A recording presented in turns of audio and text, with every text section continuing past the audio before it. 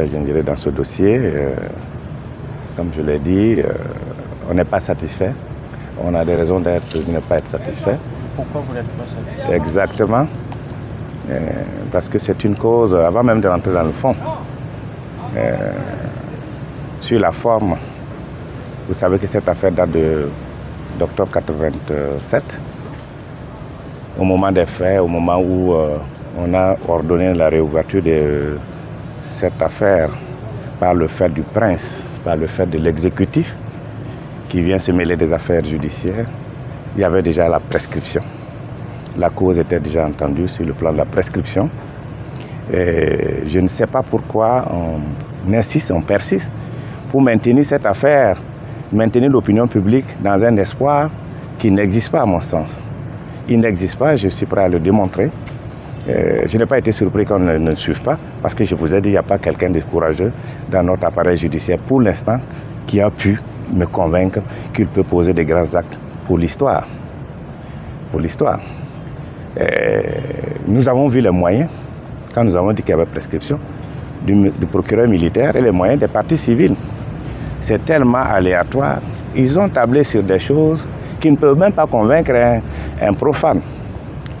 Sur le principe, nous sommes d'accord qu'il y a prescription, mais ils disent que cette prescription a été interrompue en invoquant maintenant des moyens. C'est que vous, journalistes, ce que vous devez retenir, c'est qu'on est d'accord qu'il y a prescription. 10 ans se sont écoulés sans qu'un acte ne soit posé, il y a prescription. Maintenant, ils disent que la prescription, là, on ne peut pas computer ça comme ça, parce qu'il y a eu 2 actes au moins qui ont interrompu cette prescription.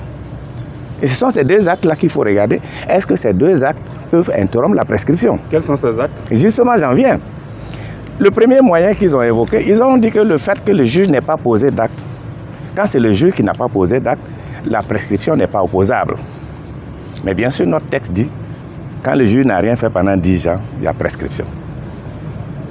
Le deuxième moyen, il convoque une décision de la Commission des droits de l'homme des Nations Unies, qui dit qu'il ne saurait avoir prescription dans ce dossier, en invoquant des moyens. C'est cette décision du Comité des droits de l'homme des Nations Unies, ça n'a aucun caractère contraignant, ça ne vaut pas loi, et ça ne transforme pas l'infraction que nous avons ici en crime imprescriptible tel que prévu dans le statut de Rome.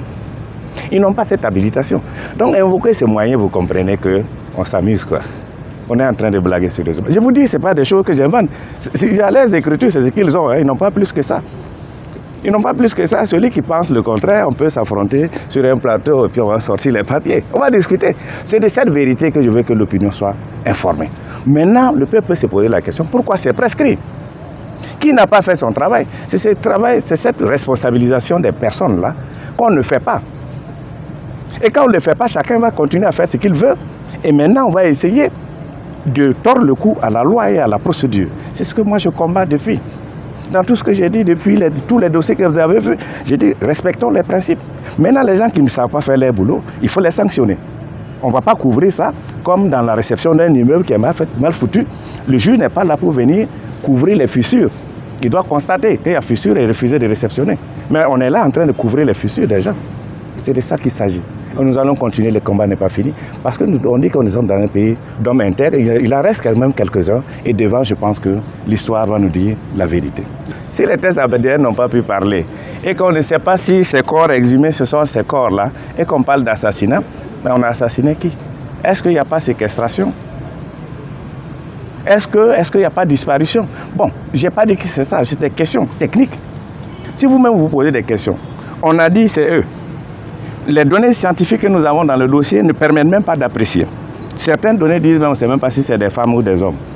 C'est sur cette base que nous travaillons. Bon, on n'a qu'à y aller, allons seulement.